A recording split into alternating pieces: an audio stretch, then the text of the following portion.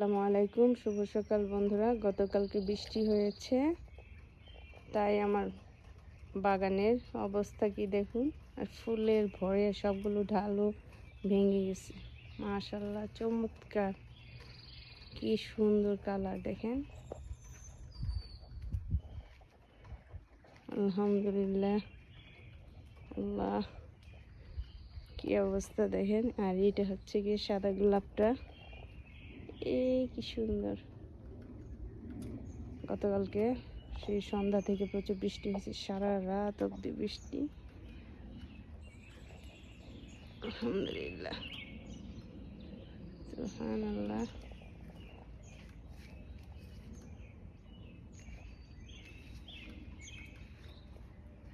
কি মিষ্টি একটা কালার।